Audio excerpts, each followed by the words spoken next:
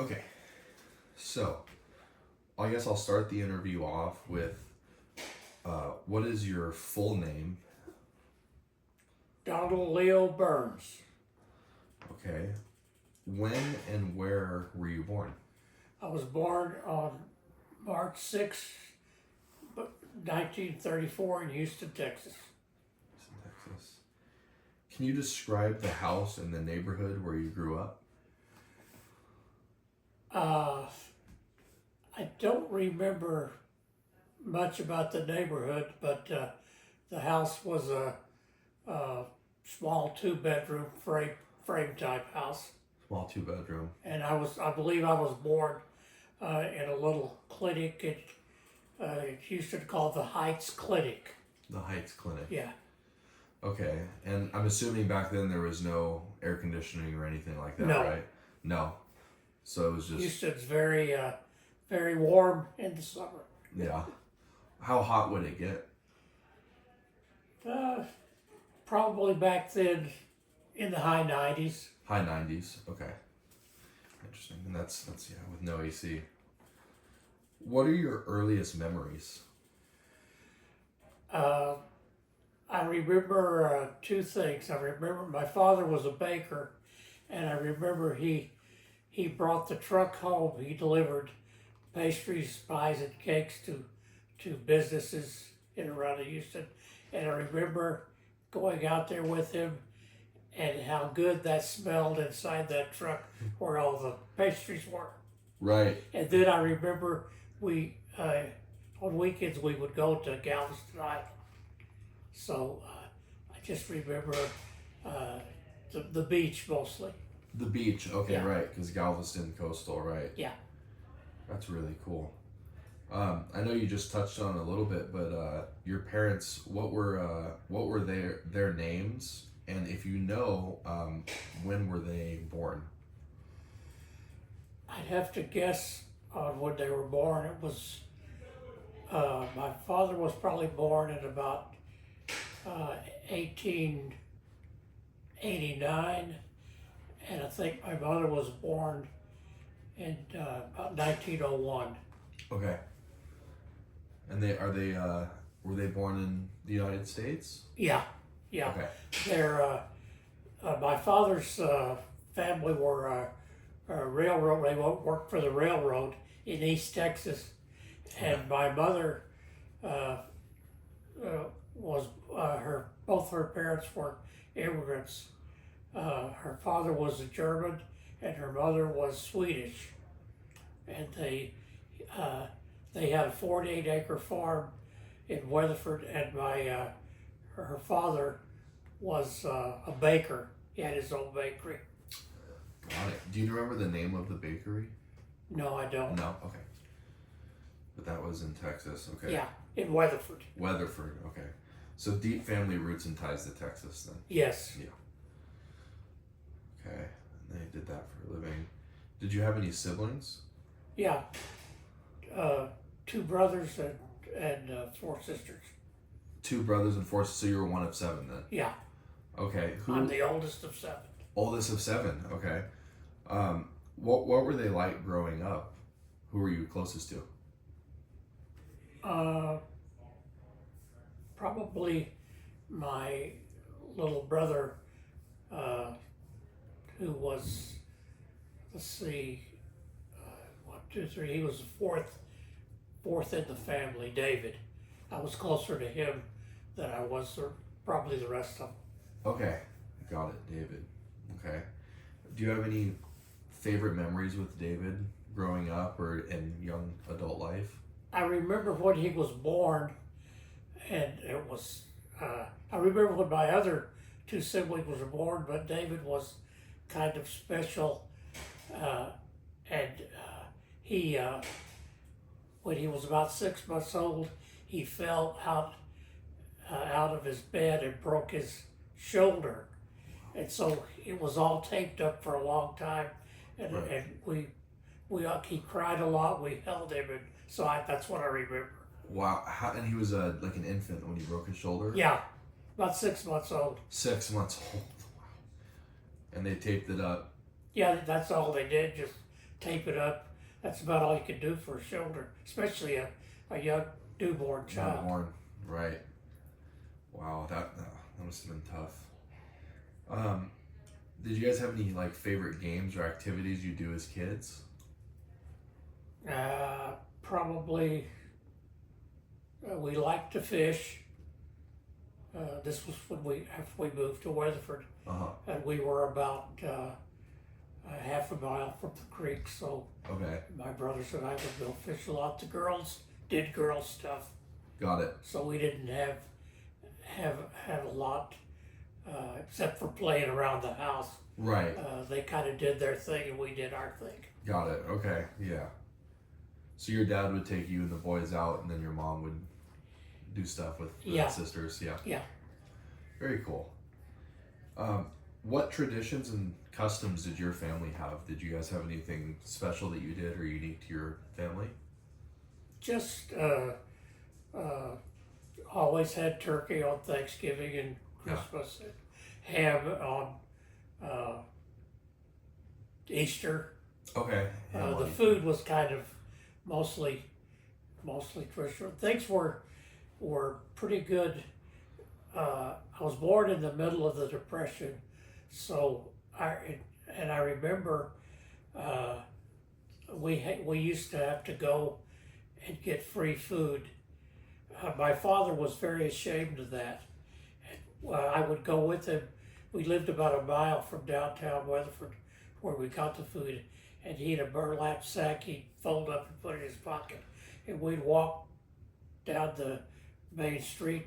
And then on the way back, he was so ashamed of that, we would take a circuitous route down the creek. So everybody on our end of the city were poor and were getting food. It was during the Depression, they gave away free food because we'd have all starved to death otherwise. Wow. So that's one of the things I remember during that time. Wow. 1941, the world changed. Japan bombed Pearl Harbor, and then everything got better. Yeah. So after the war, really, everything Yeah. started to come back around. Okay. That's super interesting. When you were raised Catholic, correct? Yes. So were your mother and father both Catholic? Yes. My dad did never go to church, but he was raised Catholic. He was raised Catholic. Okay. Yeah. And you're a baptized Catholic. Yeah. And then okay. What were we went over your favorite holidays. You told me about Easter. Did you have a favorite meal or recipe? Yeah. My favorite dessert is peach pie, Okay. and my favorite meal is fried chicken. Fried chicken, favorite meal, still to this day too. Yeah. Yes. Still Yeah. to this day. Did you have a favorite like restaurant or chain back in Texas when you were younger that was your favorite place to get any of those? We didn't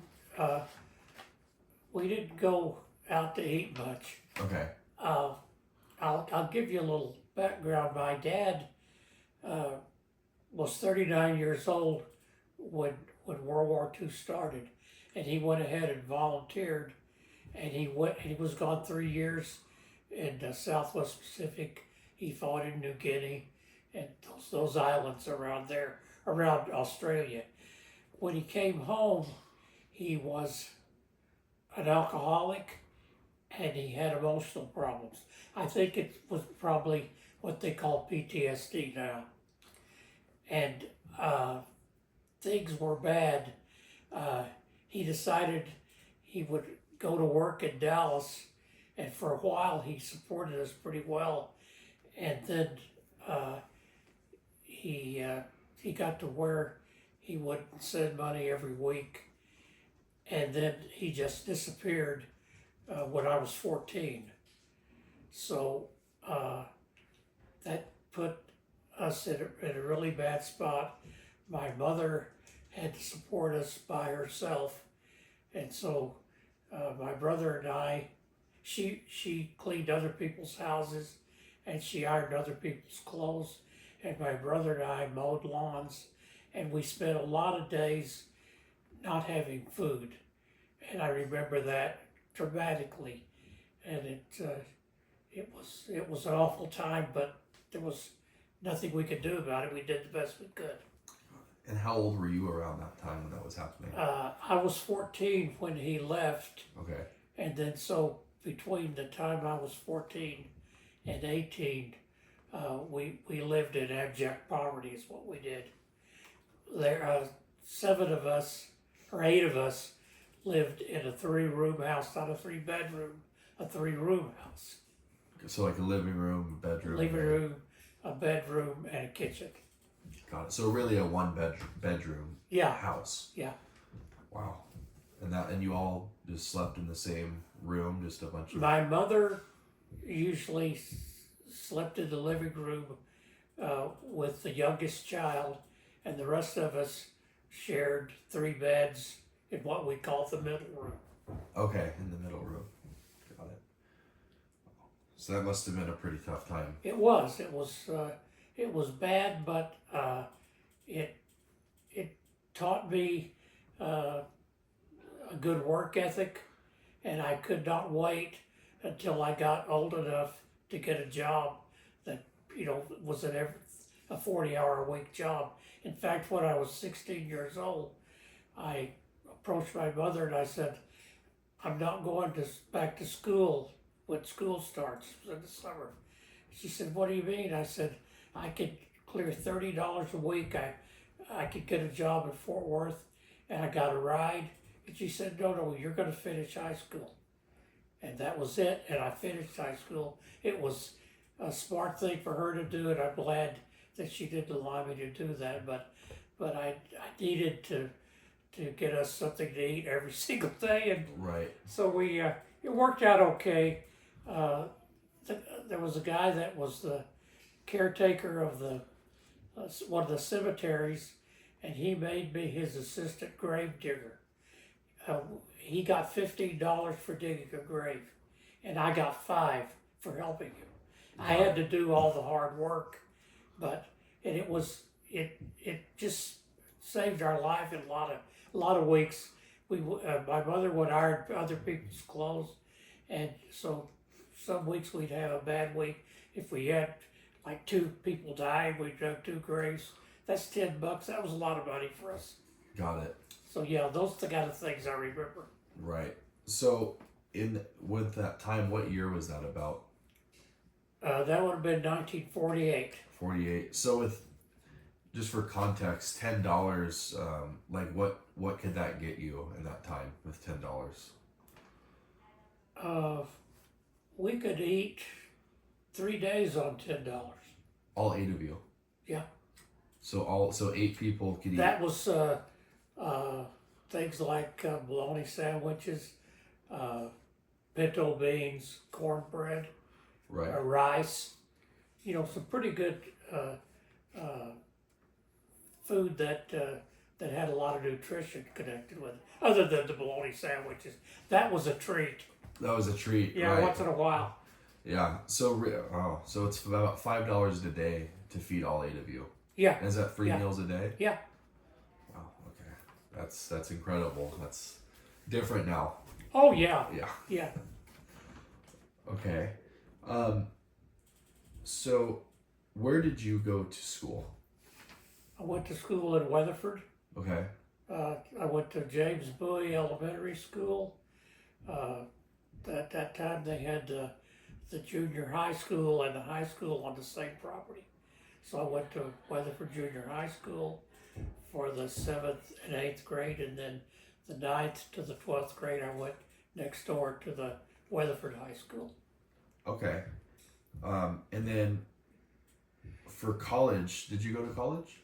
Yeah, I went to when I got out of the Marine Corps, I came home and I went to Weatherford College for a year. It's a junior college. Okay. And then later on, when I came back to California, I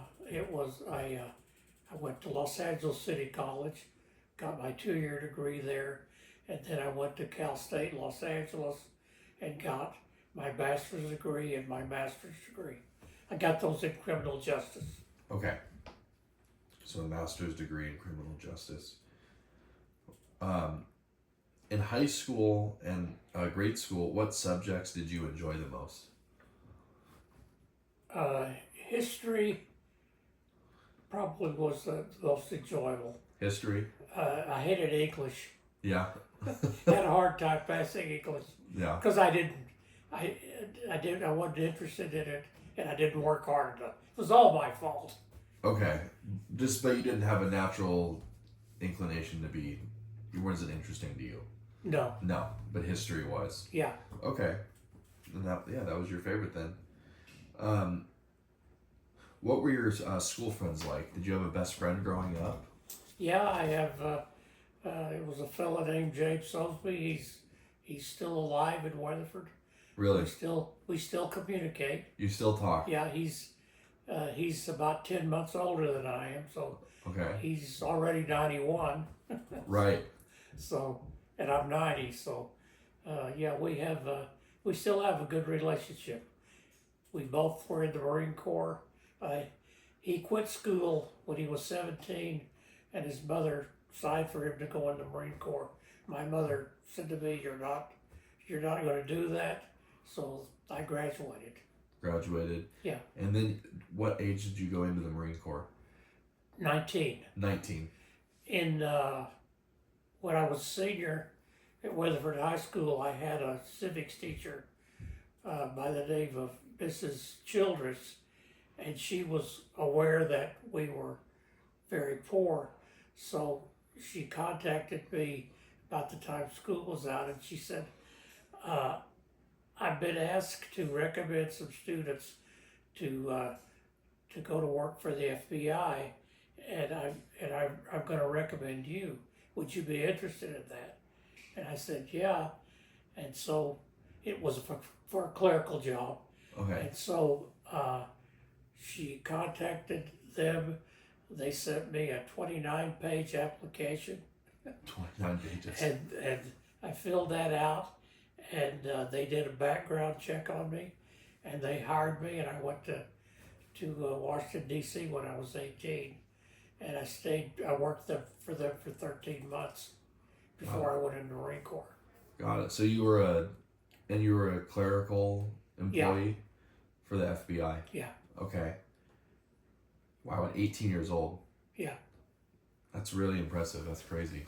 Yeah, 18, for a poor boy from Weatherford College to go to Washington, D.C. I remember Union Station. I went on a train. Union Station was the biggest place I'd ever seen in my life. Really? It's not that big, but I thought it was. Right. Yeah, it took it. But it was a really interesting time, and it was a good job to have. Right. So you took a train from Texas to Washington, D.C.? Yeah. Got it. That's interesting. So moving on into jobs, what was your first job? Was it the clerical job at the FBI? Yeah. So that was your first job. What was your first full-time job, the Marines? Well, no, I didn't go in the Marine Corps until after I'd worked for the FBI for 13 months. Right, the FBI. So, Yeah. Okay. So, could you go in order for me and tell me all the jobs that you've had? Because I know you've had quite a few. Okay, I had that job. I went in the Marine Corps for 4 years. I came out. I worked in Weatherford for a furniture store for about 6 months, and then in would have been 1959, I decided I'd come back to California. So I came back to California, and I went to work for the Automobile Club of Southern California in a clerical job, and over on West Adams.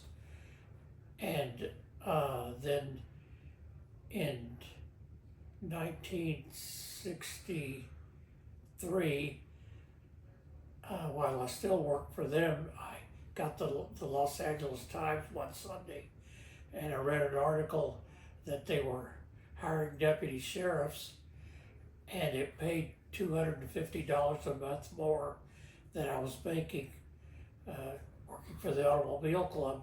So I went down and applied for the job, and I filled out the application. I passed the county employment test, Right. and then they did a background check on me, and then I got hired as a deputy sheriff in 1963. In 1963.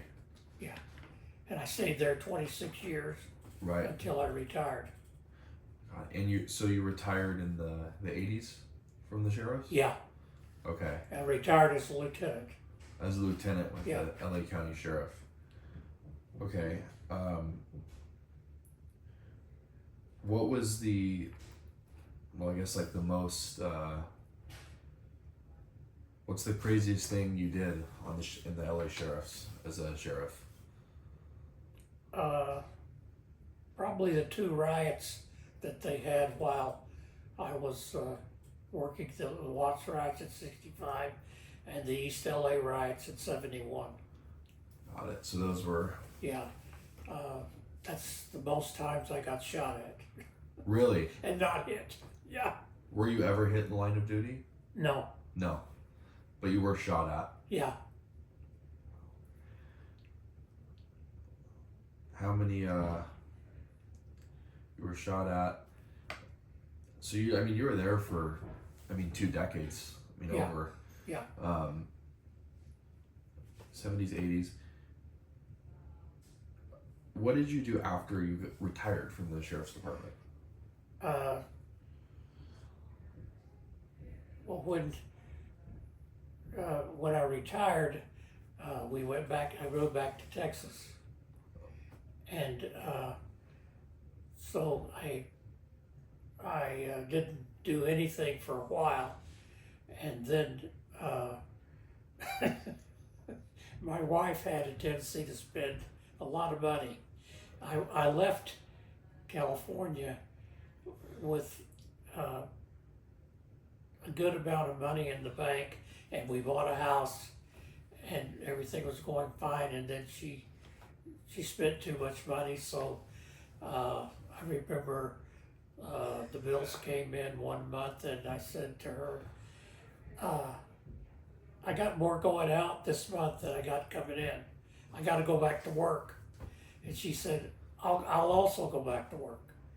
By that time, we were down to the one child that was still at home, and so I went to work as a probation officer in Fort Worth, and she went to nursing school and became a nurse.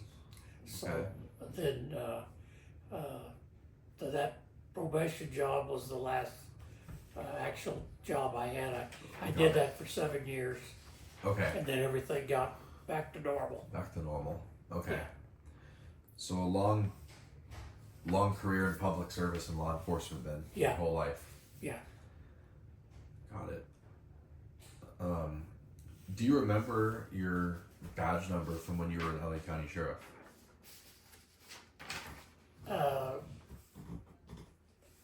My deputy badge was 1256. I don't remember the sergeant's badge, and I got the retirement badge, but I'd have to go look at it. Ah, okay. That's Got it. the 1256 was the one I had for the longest. For the longest. Yeah. Is that what your first number you were issued when Yeah. you were sworn in? Okay. What were the biggest challenges you faced while at work?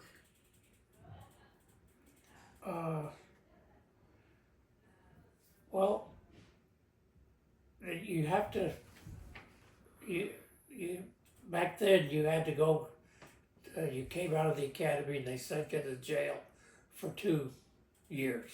Everybody had to go work to jail for 2 years, and then I went to work patrol at East Los Angeles, and so with the exception of those two times when there were riots, it was pretty much routine.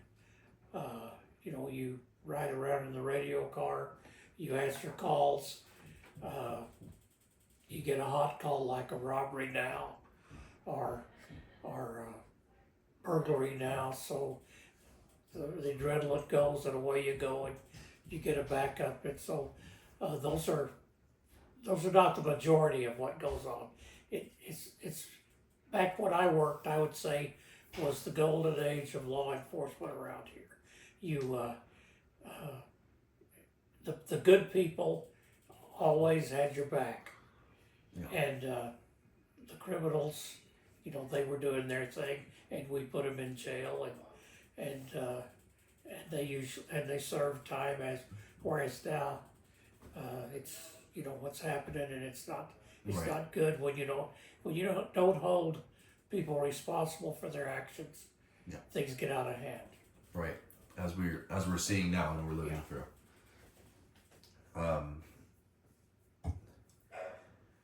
So moving on to more personal relationships, how did you meet your wife?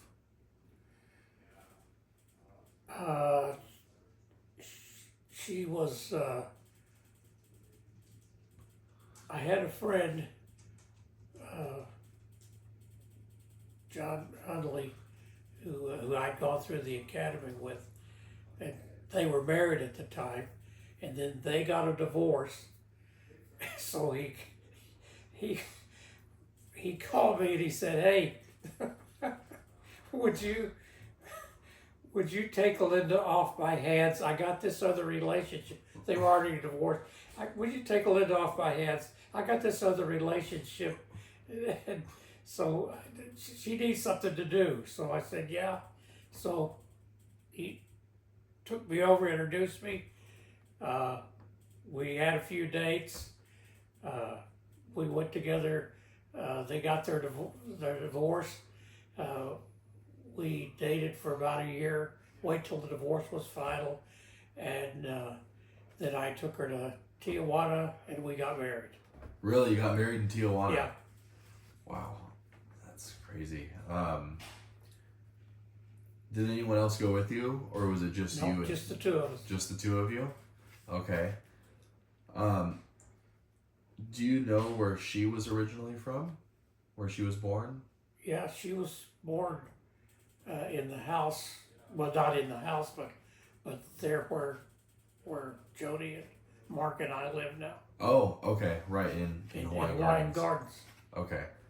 She born and raised there. Yeah. Can you describe your first date at all? Do you remember? Yeah, we went out to dinner, and we had drinks, and I took her home, and we said goodnight, and That was it? that was it. Okay. How did you propose? We had been going together for a year or so, and she had gotten a job in a cocktail lounge on Norwalk Boulevard, not too far from where I'm living now with Jody. Right. And so I went there, and she was working at night, so I wasn't seeing her a lot. And so it's we kind of went on the outs for a while. So I didn't like not seeing her. Okay. So I was in love. So I went to the bar and I said, "Listen, will you marry me?" She said, "What?" I said, "I got this engagement ring. Will you marry me?" So she said, "Yeah." So I put the engagement ring on her, and I said, "I want to go to Tijuana right now and get married." And she said, "Okay." So we went to Tijuana. That day. Got married, yeah, that same day. And Wow. So to get into Mexico back then, I'm assuming it was a lot easier than it is now. yeah. Did you need a passport or anything, or you just drove through? Just go. I never took my vehicle to Mexico. Okay. I didn't. There were a lot of. I went to Mexico a lot when I was in the Marine Corps, Okay. and there were a lot of stories about the Mexican police. So I just parked my vehicle on the U.S. side, walked across the border, got a taxi, and went to downtown Tijuana. So that's kind of how we did that. Got it. Okay. Yeah. Very cool. On the topic of the car, parking it there. Do you remember what your first car was? Yeah, my first car was a 1941 Chevrolet Coupe. It had what they called a rumble seat in the back, where Okay. you open it up and two people could sit back there. Okay. Otherwise, it was a one-seat car. One seat. Yeah. Okay. Do you remember the model name at all? It was a Chevy. It was a 1941 Chevrolet Okay. Coupe, they called it. Coupe. Okay. Yeah. Got it. Okay. Very cool. What are some of your favorite memories that you have with your wife? Oh, lots and lots of them. Jody was a year and a half old when we got married, Okay. and so that was special. And the boys were 4 and 6, John and Jim, and so the relationship with the kids and her, because I had a short marriage early Okay. on, and that was not a good experience. So this was a wonderful experience. Okay. So that's I remember the family stuff. The family stuff. Yeah. Okay. And you said that when you got married, the boys were already older and Jody was 1.5. Yeah. So I'm assuming they are not biologically related to you, correct? Yeah. I adopted Jody Okay. after we got married, After you got married. Okay. and the boys' dad didn't want me to adopt the boys, so I understood that. Okay. But I was happy that he allowed me to adopt Jody. Got it. And then did you have any children with her? Yeah, we had a boy named Steven. A boy named Steven. Yeah. Okay. Could you, and then what was your wife's full name? Maiden and then married.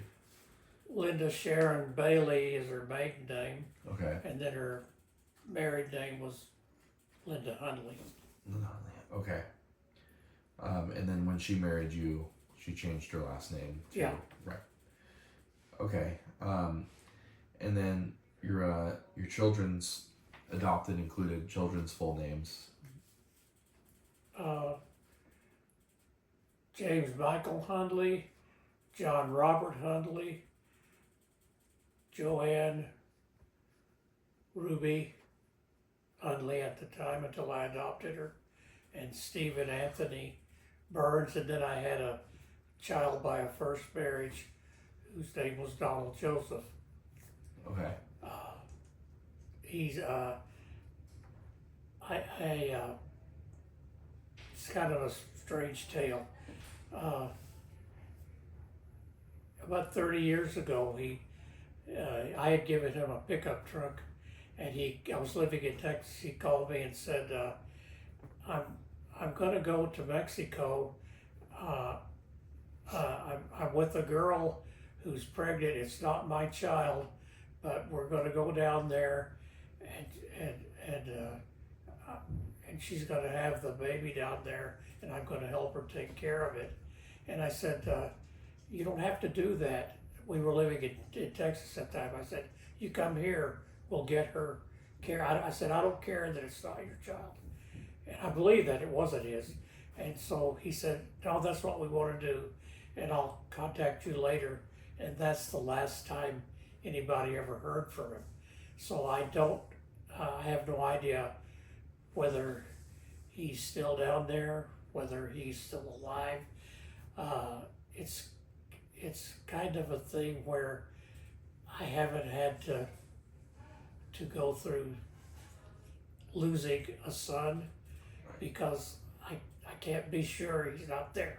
Right, you don't know. Yeah, so that's a strange situation. Got it. So he went missing. Yeah. Basically. Okay. And then you had touched on, even though it wasn't such a great experience, your first wife who you had him with. Yeah. What was her name? Ramona San Pedro. Ramona San Pedro. Yeah. Okay. Got it.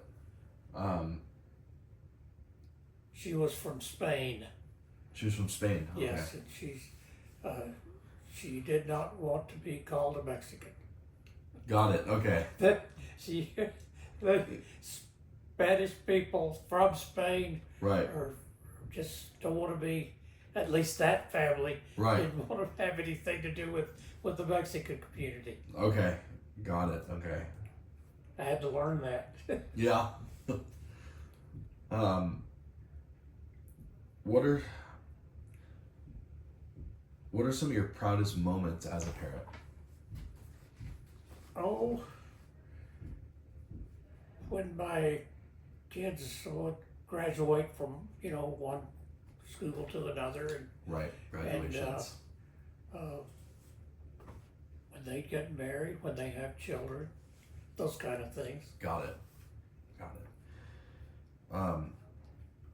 And you did you raise your children, adopted and biological, as Catholics like your parents raised you? Yeah, I did, but they don't. They went their own way when they were about 14. I took them to church until they were about 14, and Got then it. I didn't force them to do it afterwards. Got it. Okay. But you personally, you're still a practicing Yes. Catholic. Got it. Moving on to kind of historical things that happened during your lifetime. What major historical events do you remember living through? I know you mentioned the Depression around the time you were born. Yeah, I remember World War II. What stands out in my memory is we were all on the same page. Everybody respected everybody else. We were all, even the children, were dead set on winning that war, and I lost some cousins in the Second World War, and I remember the togetherness and the absolute we're going to win this thing, and that's how it's going to be. Right. So it was a very united country at the time. Yeah, and that went on until the 60s. Right. Yeah. Things went south in the 60s. Yeah. And it kind of, I don't like where we're at now, but all I can do is vote. Right. And hope for the best. Yeah. So during your lifetime, like you said, you've seen kind of the political pendulum swing kind of both ways. Yeah.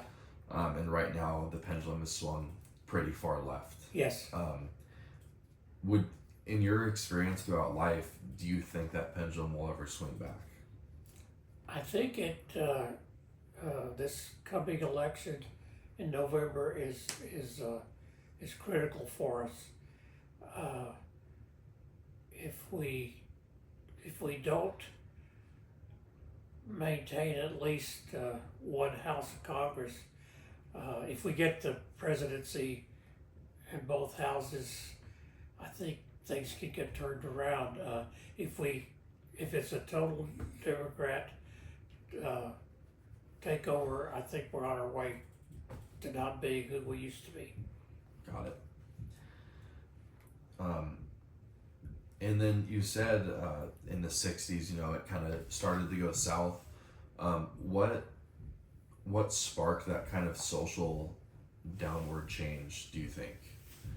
Because it's, not only political, but kind of, socially, like, morals and things started to change. Yeah, in the '60s, when you had what they call the flower children in San Francisco, and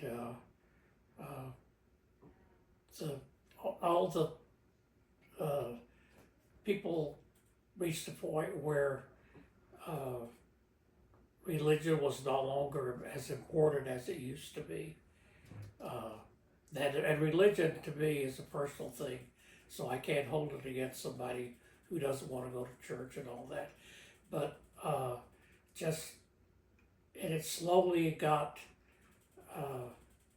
different, and then we started not holding people responsible for what they did, Right. and where we've reached the point where we are now. Right.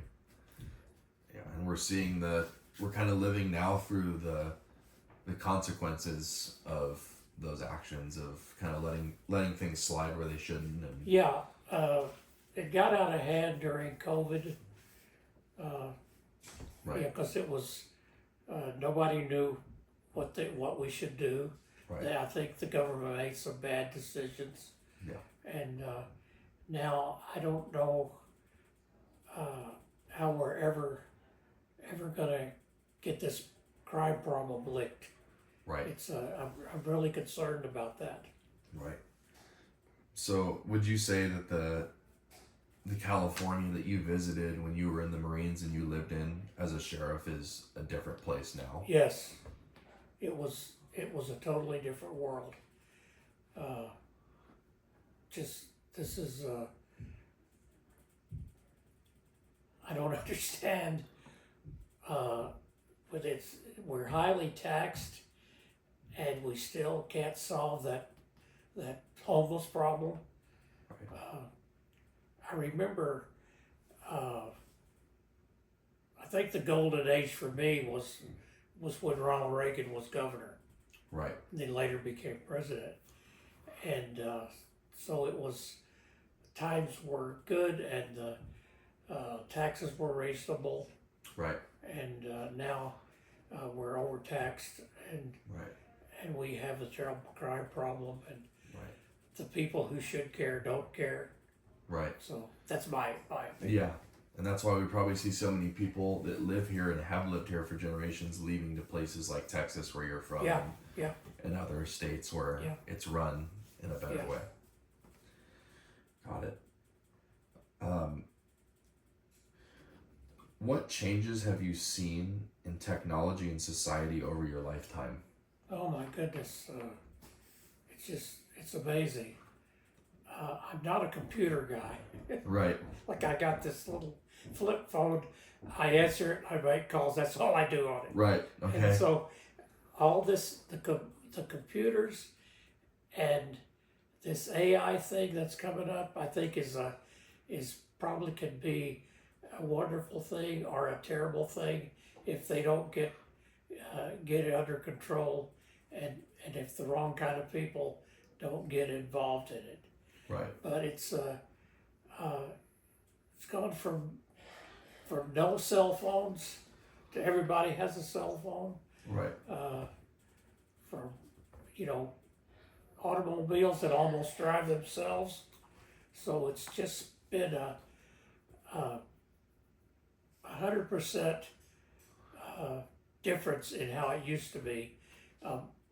Mostly for the better, but some not for the better.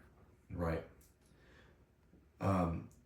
When you were younger in life, what was a technological advent or like an invention that was released that changed the world at that time? Let's see.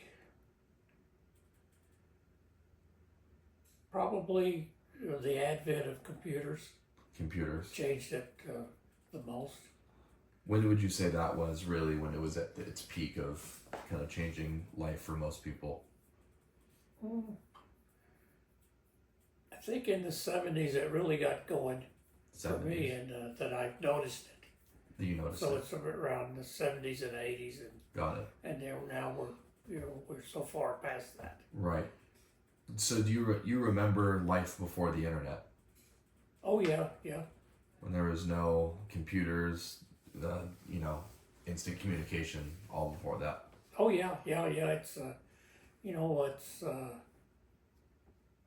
people everybody had a landline telephone, Right. and you we you used cash or checks to buy what you wanted. Right. Now there's uh, cash is almost on its way out, I think, Right. and I don't. That'll be okay, because the people coming up have to do things the way they want to do them.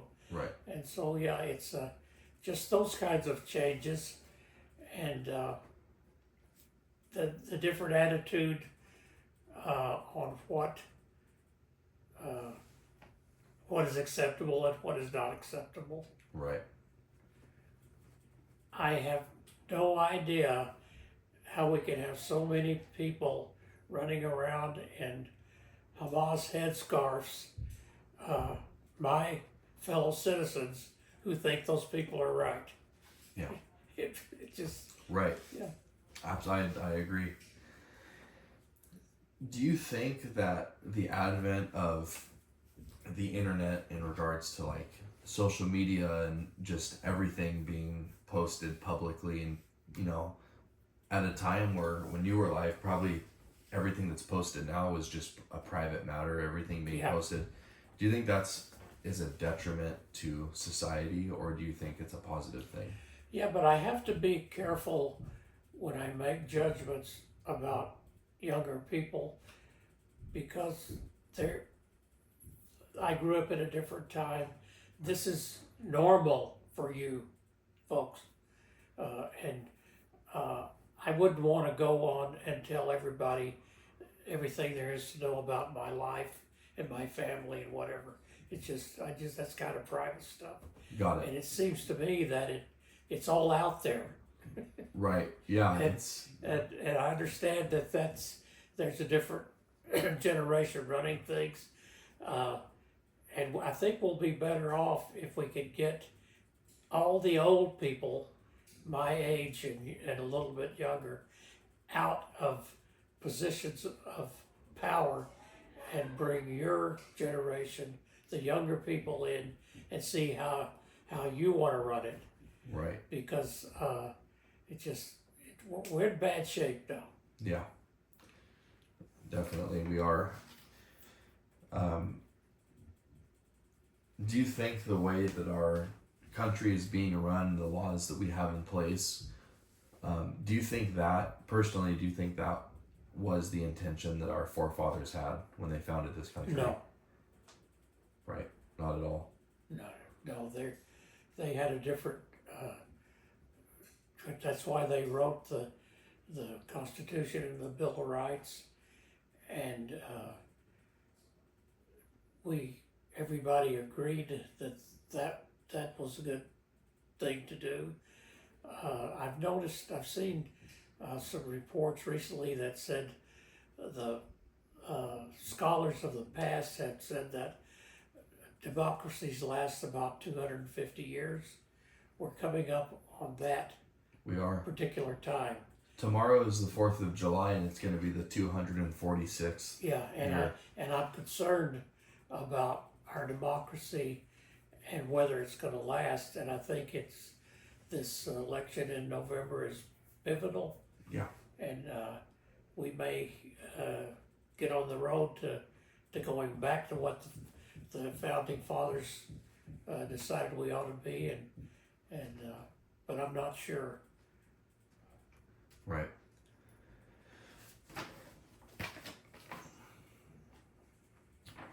Well, we're going to move on to more personal interests now. Throughout your life, did you have any hobbies that you enjoyed, like golfing or anything like that? No, I, I never golfed. Uh, I've enjoyed sports. Okay. I like following sports, Following sports. and I never had really had a hobby ever in my life. Really? Okay. Um, I know you have some favorite teams, sports teams. What are they for baseball, football? Texas Rangers, Yeah, world champions. that's right. Uh, Dallas Cowboys, not world champions for a while. Right.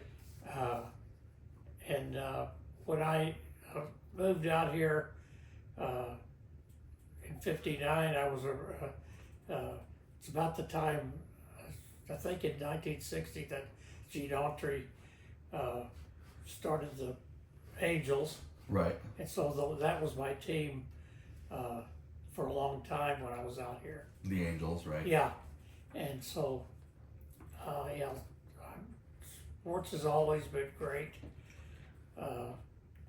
There's you have the family stuff, Right.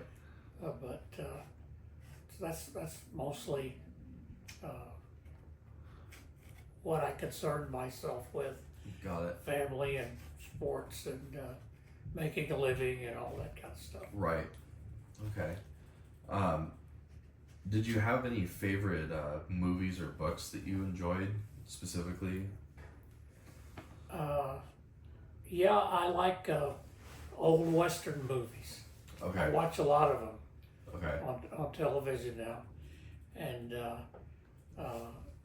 I just well, one of my favorite authors is the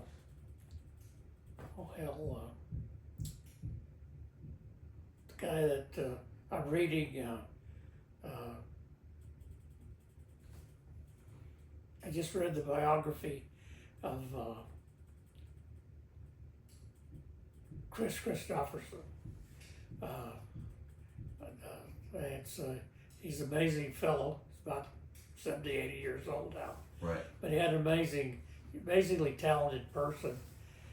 And then I'm about to read, I can't remember now, I forgot which author, but it's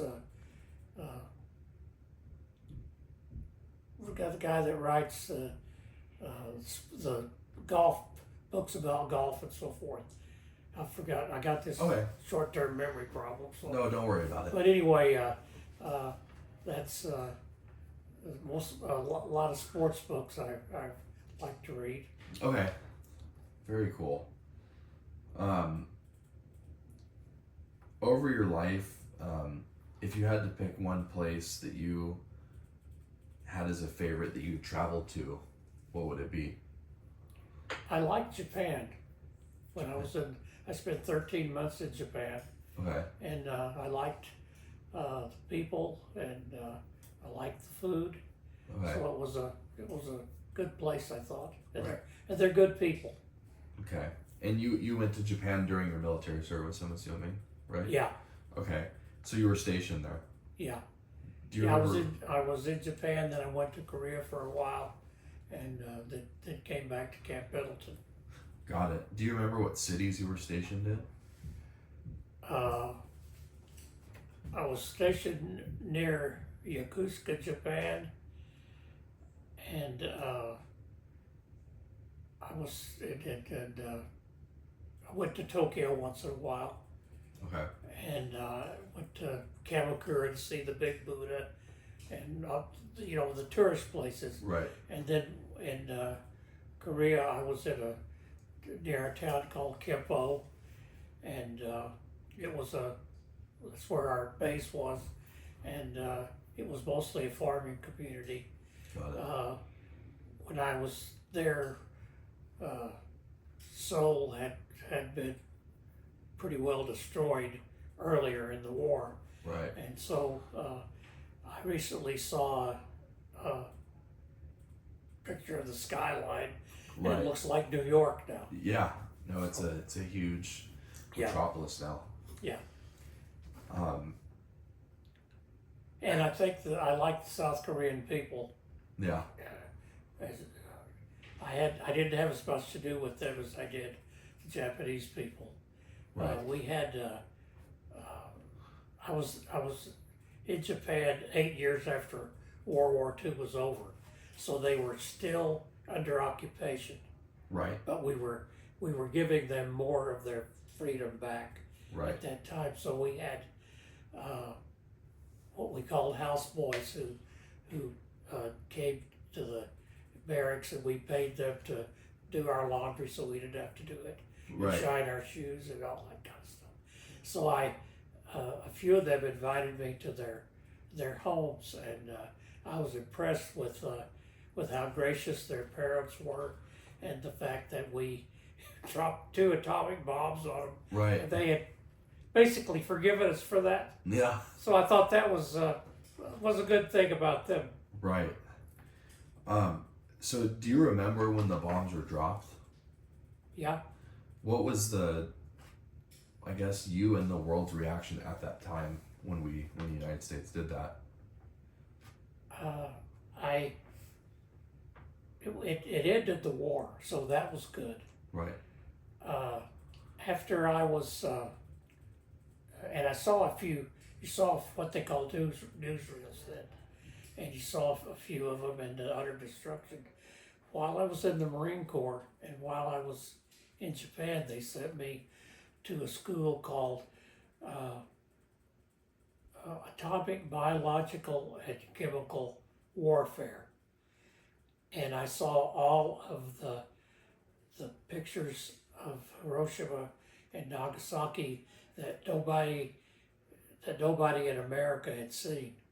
And it was, I didn't realize what a terrible, terrible weapon it was until I went through that class, and we saw the utter destruction and what it did to human bodies, and the burns were terrible, and just it was awful. And I'm glad that nobody's ever dropped another one. Right. And I hope they never drop another one.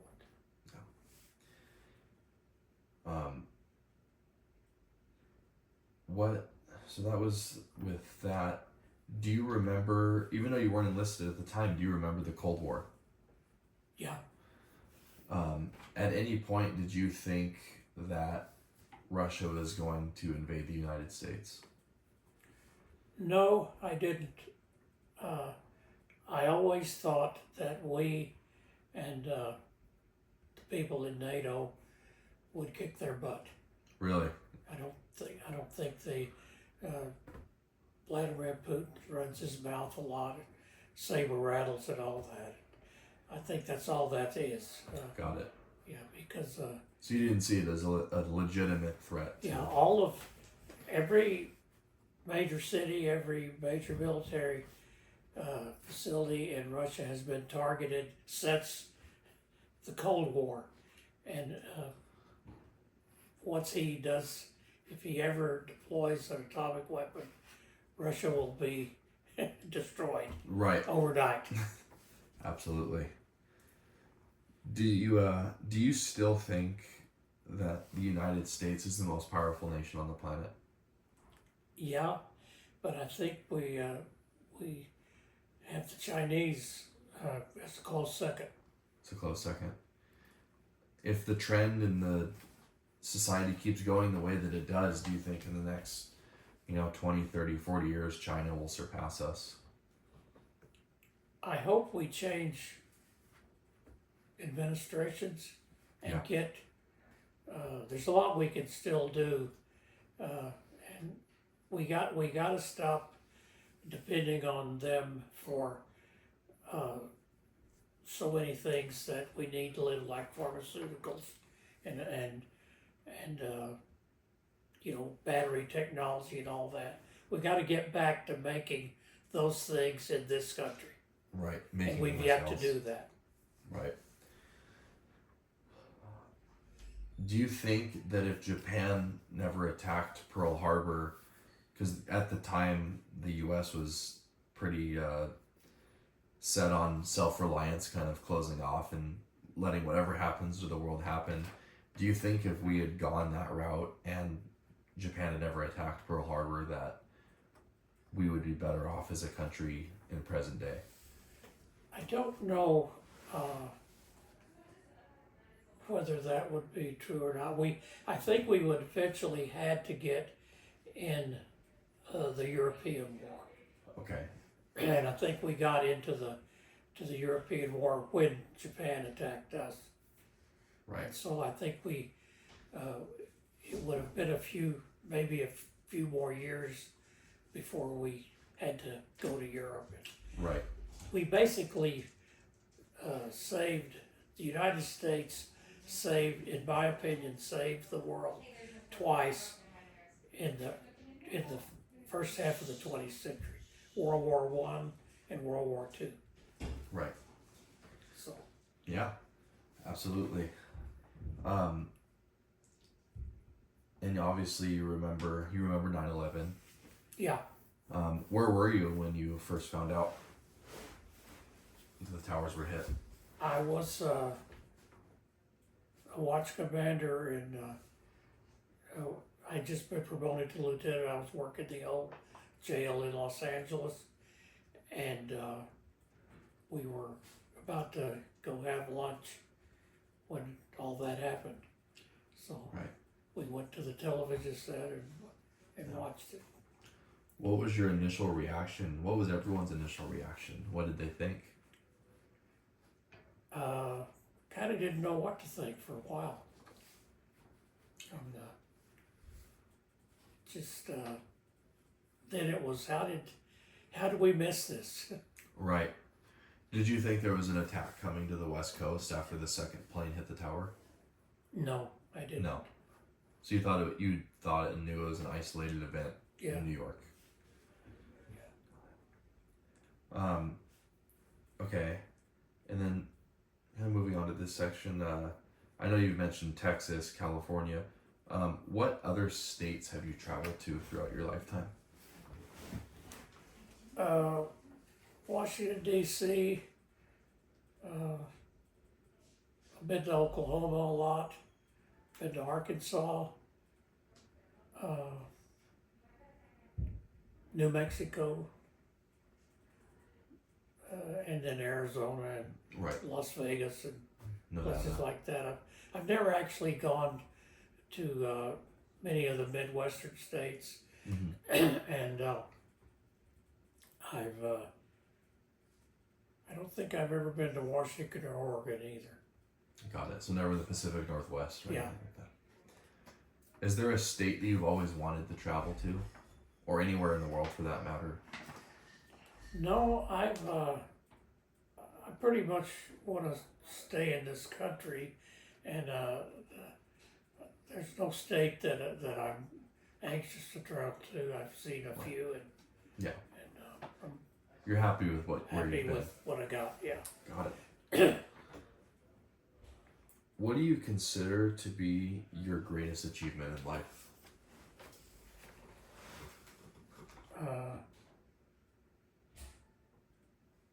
Well, I guess my law enforcement time Yeah.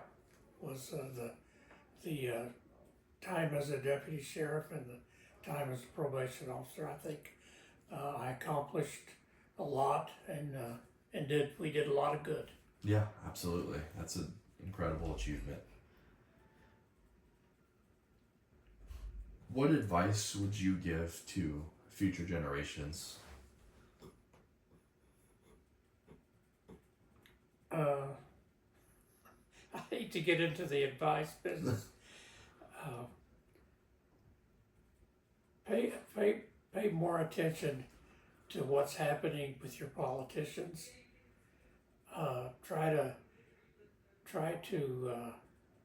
make your votes count, whatever your political party is. Try to vote for the good people if you can find out. Right.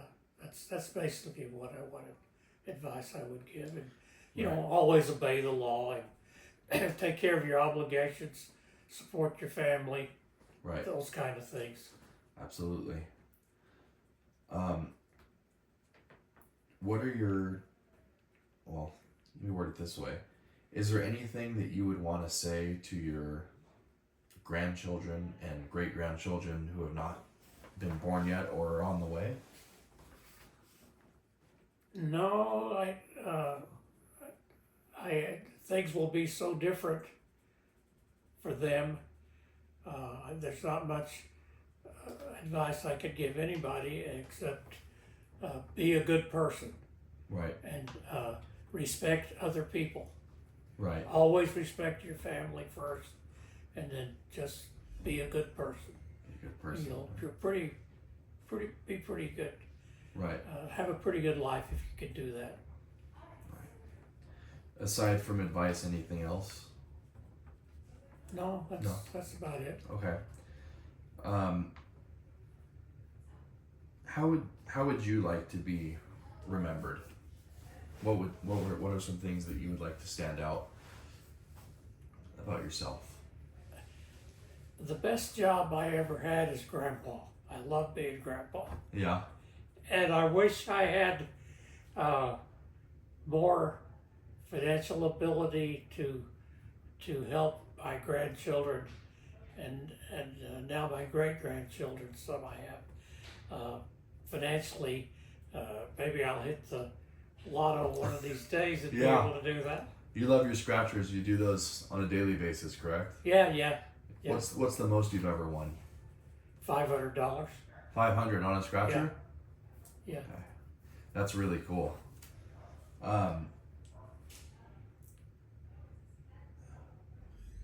Is there anything else that you'd like to share that we haven't covered?